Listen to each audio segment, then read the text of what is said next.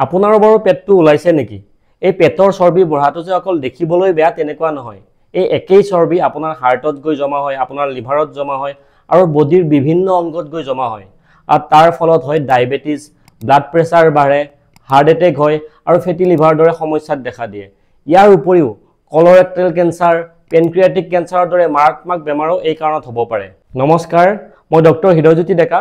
আপুনি প্ৰথমে এটা কাম কৰক, এডাল ফিতা লওক আৰু আপোনাৰ পেটটো নাভিৰ লেভেলত জুখি চাওক।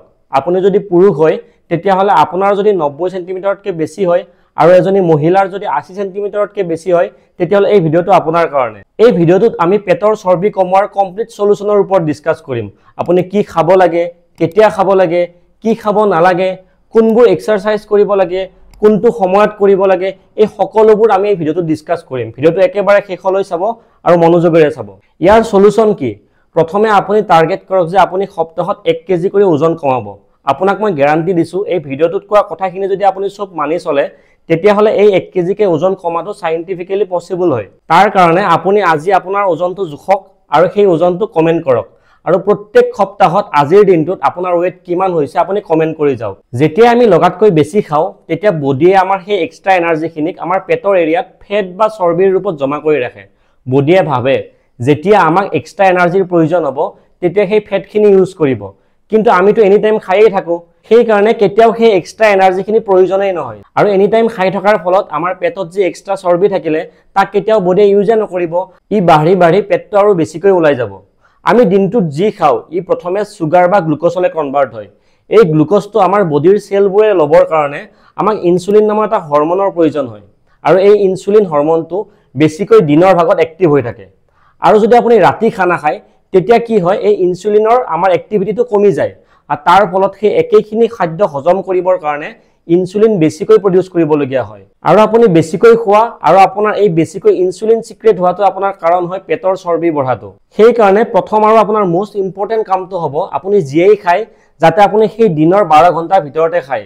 আপুনি তাৰ কাৰণে যদি চিম্পলকৈ ক'বলৈ যায়, আপুনি ৰাতিপুৱা উঠাৰ পিছত পানী গ্লাছ খোৱাৰ পিছত আপুনি যদি 7টাৰ পৰা 8টা বজাৰ ভিতৰত যদি আপুনি ব্ৰেকফাষ্ট কৰে তেতিয়াহ'লে আপুনি ৰাতিৰ সাজ খাব গধূলি 7টাৰ পৰা 8টা বজাৰ ভিতৰত।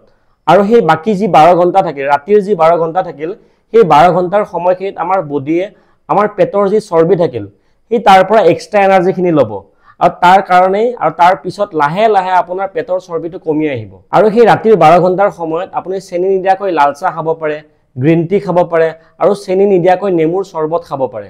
এতিয়া আমি ডিছকাছ কৰিম আপোনাৰ ডায়েট প্লেনটো কেনেকুৱা হোৱা উচিত। নাম্বাৰ 1, আপুনি যিমানখিনি এক্সট্ৰা খায় ট্ৰাই কৰক যে লাহে লাহে সেই এক্সট্ৰা এমাউণ্টখিনি কমাই আনে। তাৰ মানে আপুনি যদি 3খন ৰুটি খায় তেতিয়াহ'লে 1খন ৰুটি কমকৈ খাওক। ঠিক তেনেদৰে আপুনি ভাত যিমান খায় তাতকৈ অকণমান কমাই দিয়ক। নাম্বাৰ 2, আপোনাৰ প্লেটত লাহে লাহে প্ৰটিনৰ এমাউণ্ট বঢ়াই দিয়ক, কাৰণ আমাৰ বডিক প্ৰটিন হজম কৰিবৰ কাৰণে বেছিকৈ এনাৰ্জিৰ প্ৰয়োজন হয় আৰু এইটো প্ৰচেছতো আমাৰ এনাৰ্জি বাৰ্ণ হয়। প্ৰটিন বেছিকৈ থকা চ'ৰ্চ কেইটা হ'ল কণী, চিকেন, মাছ, পনীৰ, বুট, মগু, বাদাম আৰু বিভিন্ন ধৰণৰ দাইল আৰু সয়াবিন। নাম্বাৰ 3, আপোনাৰ প্লেটত ফাইবাৰ ৰিচ ফুড বা আজাতীয় খাদ্যৰ পৰিমাণটো বঢ়াই দিয়ক। এই ফাইবাৰ ৰিচ ফুড বেছিকৈ খোৱাৰ ফলত আপোনাৰ দেহত চুগাৰ আৰু কাৰ্বহাইড্ৰেট কমকৈ যাব। তাৰ পিছতো কিন্তু আপোনাৰ এনেকুৱা লাগিব যে আপোনাৰ পেটটো জলদি ভৰিছে আৰু সেইকাৰণে আপোনাৰ বডিত এক্সট্ৰা এনাৰ্জি নাযাব।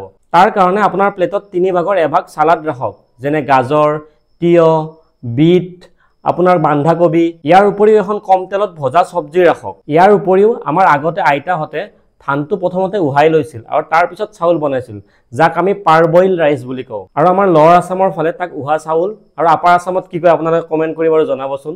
এই ৰাইচটো যদি আপুনি খায় তেতিয়াহ'লে ইয়াত ভিটামিনটো বেছিকৈ থাকে, ইয়াৰ উপৰিও ফাইবাৰো বেছিকৈ পোৱা যায়। কিন্তু আজিৰ জেনেৰেশ্যনে এইটো খাব ভাল নাপায়। সেইকাৰণে আপুনি যদি ইয়াক খাব পাৰে তেতিয়াহ'লে ই ফেট লছ কৰাত বহুত সহায় কৰে। ইয়াৰ উপৰিও আপুনি বগা আটাটোৰে ৰুটি বনোৱাৰ ঠাইত আপুনি মাল্টিগ্ৰেইন মিক্স আটা ব্যৱহাৰ কৰক, কাৰণ তাত আপোনাৰ ফাইবাৰৰ এমাউণ্টটো বেছি থাকে। আৰু ৰাতিপুৱাৰ ভাগত আপুনি অ'টছ খোৱা কৰক, কাৰণ অ'টছতো আপোনাৰ ফাইবাৰৰ এমাউণ্ট বহুত বেছি থাকে। তাৰ উপৰি আপুনি দিনটোত মাজে সময়ে ফল মূল খাই থাকক। ফল মূল যদি আপুনি গোটা গোটা খায় তেতিয়াহে কামত দিব, আপুনি জুচ বনাই খালে ই কামত নিদিব। নাম্বাৰ 4, যিকোনো ধৰণৰ কোল্ড ড্ৰিংকছ বা ৰিফাইন চুগাৰ বা প্ৰচেছ ফুড খোৱাটো এভইড কৰক, যেনে chips, biscuit, bakery item, fast food, chocolate, ice cream, মিঠাই, এই সকলোবোৰ ৰেগুলাৰ বেচিছত খোৱাটো এভইড কৰক। কেতিয়াবা যদি আপুনি মাজে সময়ে খাইছে সেইটো আপুনি বেলেগ কথা। Number 5 alcohol. এলকহল আপুনি যি টাইপৰে নাখাওক তাত বহুত বেছি ফ্ৰী সুগাৰ থাকে, সেই কাৰণে এলকহলে লিভাৰটো বেয়া কৰে, তাৰ লগতো আপোনাৰ ওজন বঢ়োৱাৰো এটা কাৰণ হয়।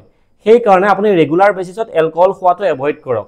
কেতিয়াবা যদি আপুনি মাজে সময়ে অকেজনেলি খাইছে সেইটো এটা বেলেগ কথা, কিন্তু আপোনাৰ যদি লিভাৰৰ প্ৰব্লেম ষ্টাৰ্ট হ'ব ধৰিছে তেতিয়াহ'লে কেতিয়াবাও আপুনি খাব নোৱাৰে, একেবাৰে এভয়েড কৰিব লাগিব, নহ'লে পিছত বেছি বিপদত পৰিব। এই ডায়েট কণ্ট্ৰল কৰাৰ লগতে আপোনাৰ ওজন কমোৱাৰ ক্ষেত্ৰত, বিশেষকৈ পেটৰ চৰ্বি কমোৱাৰ ক্ষেত্ৰত এক্সাৰচাইজো ইম্পৰ্টেণ্ট। আপুনি কোনবোৰ এক্সাৰচাইজ কৰিব?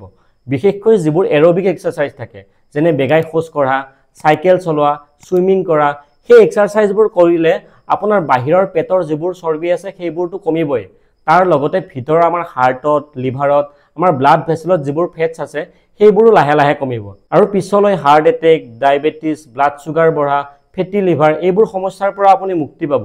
আমি সপ্তাহটোত টোটেল 150 মিনিট সময় এৰবিক এক্সাৰচাইজ কৰাটো আমাৰ কাৰণে কম্পালচৰি হয়, আৰু ইয়াৰ লগতে 2টা সেশন ষ্ট্ৰেংথ এক্সাৰচাইজ মানে জিমত কৰা এক্সাৰচাইজটো কৰাও ইম্পৰ্টেণ্ট হয়। সেইকাৰণে আপুনি সপ্তাহত ইজি হ'বৰ কাৰণে আপুনি সময়খিনি এনেকৈ ভগাই লওক।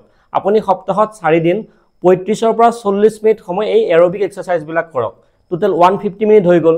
আপুনি তাৰ কাৰণে আপুনি বেগাই খোজ কঢ়াই হওক, চাইকেল চলাই হওক বা ছুইমিং কৰাই হওক, আপোনাৰ যিটো সুবিধা হয় সেইটো কৰিব পাৰে।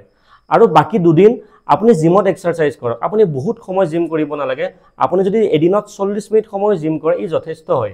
ইয়াৰ উপৰিও আপুনি এক্সাৰচাইজ কৰাৰ উপৰিও আপুনি দিনটোত কমসে কম 7 ঘণ্টা সময় টোপনি যাব লাগিব। ইয়াৰ উপৰিও আৰু এটা বেমাৰ আছে যিটো বেমাৰত আপোনাৰ পেটত চৰ্বি জমা হ'ব পাৰে। সেই বেমাৰটো মই এতিয়ালৈ যিমানকেইটা ভিডিঅ' বনালোঁ সেই গোটেইকেইটা ভিডিঅ'ৰে এটা কাৰণ হয়। সেই বেমাৰটো হ'ল ষ্ট্ৰেছ, ডিপ্ৰেশ্যন আৰু এংজাইটি। এই ষ্ট্ৰেছ, ডিপ্ৰেশ্যন আৰু এংজাইটিত ভোগা মানুহবিলাকৰ দেহত কৰ্টিচল নামৰ হৰমনটো বাঢ়ি যায়, আৰু সেই হৰমনটোৰ ফলতে আমাৰ পেটত চৰ্বি জমা হয়।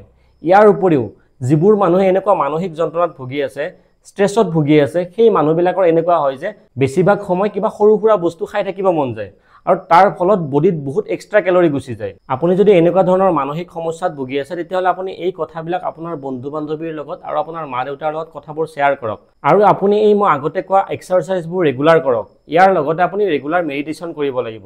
তাৰ কাৰণে আপুনি যদি ইউটিউবত চাৰ্চ কৰে গাইডেড মেডিটেশ্যন বুলি, বহুত ভাল ভাল মেডিটেশ্যনৰ ভিডিঅ' পাই যাব। ইয়াৰ উপৰিও আপুনি ব্ৰিডিং এক্সাৰচাইজ কৰক, যেনে প্ৰণায়াম। এই সকলোবোৰ সলিউশন সাইন্টিফিক্যালি প্ৰুভেন হয়। আপোনাৰ যদি ভিডিঅ'টো চাই ভাল লাগিল তেতিয়াহ'লে ভিডিঅ'টো লাইক কৰি চেনেলটো ছাবস্ক্ৰাইব কৰক, আৰু ভিডিঅ'টো শেষলৈ চোৱাৰ বাবে আপোনাক ধন্যবাদ।